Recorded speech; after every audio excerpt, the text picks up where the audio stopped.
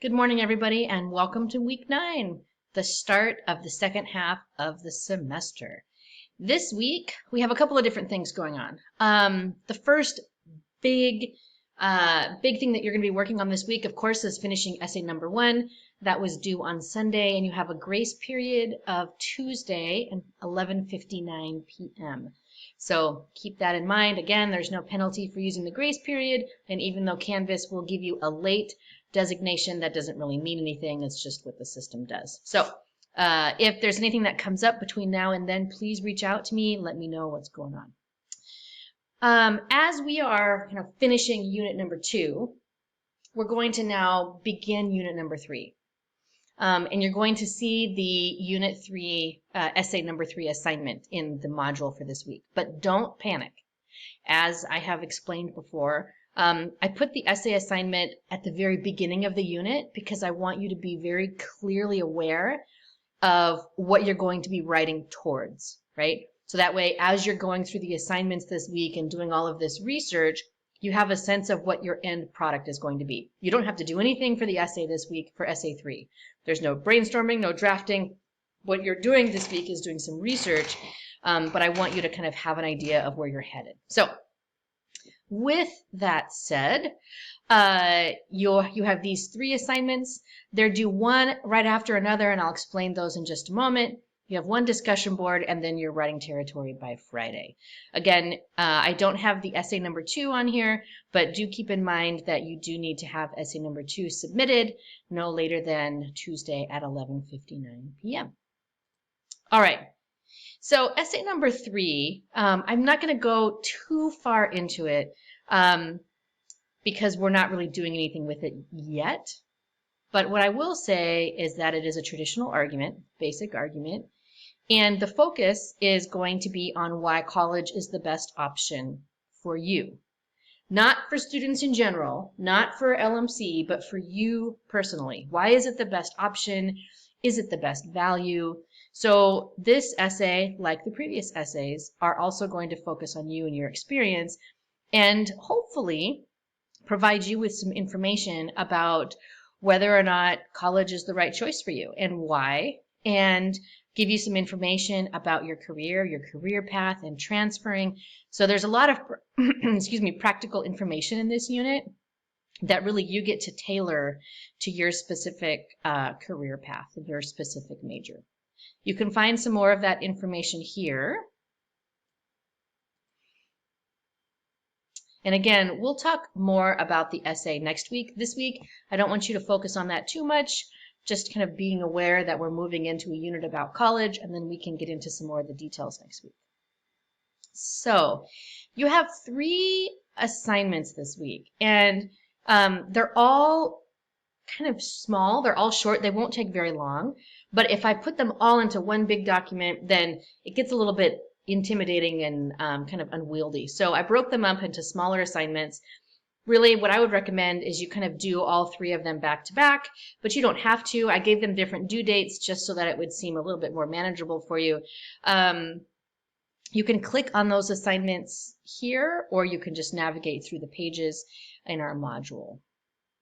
The whole goal this week is to begin to gather information about your major, about your possible career path, about where you think you might transfer, whether that is a 4-year institution or a certificate program, but to kind of really give you some tools to really think about where you're headed next, and why, kind of what that might mean. So this very first one, here's your assignment sheet. The first assignment sheet, oops, I'm going to make a copy for myself, obviously. The first assignment sheet here takes you to the Bureau of Labor Statistics. Let me be really clear. It's going to be super hard for you if you try and navigate this particular website on your phone. So if you can do whatever you can to be on a laptop or a computer, an iPad even would work better, but your phone is going to make it really hard. The BLS has this amazing kind of data grid called the Occupational Outlook Handbook. And basically what it does is it kind of gives you, and it's current information, but it gives you what your occupation is currently paying, either annually, if it's a salaried position, or by the hour, what type of education level you should have to enter that occupation, and what the outlook is. And that outlook is actually really important because you're not in the occupation right now, but you will be in how many years. And so you want to kind of think about, well, am I going into an occupation that is actually going to have no job prospects in 5 years? Or am I going into an occupation that is projected to have an uptick, right? So this website will kind of walk you through some of that information. So again, you can kind of see that I'm walking you through step by step what I want you to be looking at. And so what you're going to do is you're going to complete this handout, this worksheet, and then you're going to submit it. And you can either submit the Google Doc link. You need to make sure that I have viewing access to it, or you can download it as a PDF and submit it to the assignment here. Either one will work. So that's the first one about the Bureau of Labor Statistics. The second one, sorry, the first one's due on Tuesday. The second one's due Wednesday. And the second one is all about salary and cost of living, right? Because are you going to stay here in the Bay? Are you going to move to Michigan? Are you going to head over to Arizona? You know, where do you want to live? And kind of so thinking about, okay, well, what occupation am I considering for my job, my career? Where do I want to live? And what kind of salary do I think I might get with that occupation combined with where I think I want to live, right? And so this particular handout will take you to this salary.com, which is a cost of living calculator. And again, what you're going to do is just follow these step by step by step. You get to compare cities, and you can do this on your own too. It's actually a little bit of a fun data dive if you like that kind of thing. But kind of thinking about what are you learning here about your job and about salary based on location. Thinking then about what you saw in the very first website, the Bureau of Labor Statistics, about your job, education level, and then the projected job outlook, right? And kind of now thinking about those together, right? So that's the second one, and this one is due on Wednesday. And again, you can provide the Google link, or you can upload the assignment as a PDF. This third one, the third assignment, asks you to take a look at a website called the College Scorecard. And this is where you get to decide, okay, so if I want to become a teacher and I want to teach kindergarten, I don't, but if I did, right, where do I want to go to school? Where can I find schools that have my major? How much is that education going to cost?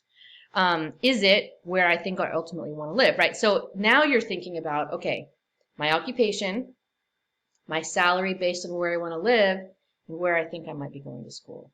So again, you're going to follow these steps, and then you're going to fill out this grid with possible colleges, right? And you're going to be looking at things like, okay, how many people actually graduate from this school? Those numbers might actually surprise you. What is the average salary for my major for students who graduate from that college? How much is it going to cost me to go to the college, right? So these are questions that my hope is that these questions will give you some answers that you actually can do something with, right? It's not just that you're gathering information for a random essay. My hope is that you're going to be gathering information for yourself. So again, follow those steps, complete the handout, and then you are going to upload it either Google Doc link or as a PDF to Canvas. Once you've done that, then you have a discussion board where I'm essentially asking you to kind of share out what you have learned. I'm giving you some pretty specific ways for you to do that sharing. It's called the square point question. If we were doing this in class, it would be like, what are the squares and the points and the question, right? Anyway, basic shapes. But I didn't put those basic shapes here. But what you're going to do is follow these guidelines for creating your discussion board post. I am asking you to respond to each other. Chances are there are some of you in the class who are studying the same thing, who might have the same major. So what could you learn from each other? What if you don't have the same major, but maybe you're looking at the same kind of place to transfer to? Great. How could you help each other? And even if you are studying something vastly different, how can we be supportive of each other's efforts, right? College is hard. Life is hard. How can we show up for each other, even in just spaces like this on a discussion board? How can we be supportive of each other's goals? So that's what the peer reply is all about. As always, your discussion board is due Thursday with a grace period of Friday. Your writing territory number 9. Same old, same old. Please, please make sure that you are proofreading these. I don't want to see any lowercase i's. I would love to see the apostrophe come back into use. Just please make sure that you do a spell check and a proofread.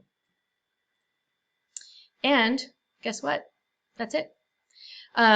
Like I said, it's not necessarily a very long week this week because you are submitting essay number 1 and you need to take a break. So you have some little research components to figure out. I don't think that they will take you very long, and most students actually end up spending more time on these websites because the information that they contain is actually really interesting. I hope that that's the case for you. I hope you're able to find some information about your major and about your projected salary and those kinds of things. As always, if you have questions, please reach out early and often. You can send me an email, text me on Pronto. I'm available to help you, of course. So if you have any questions, feel free to ask. Otherwise, I will hopefully see you in our next conference.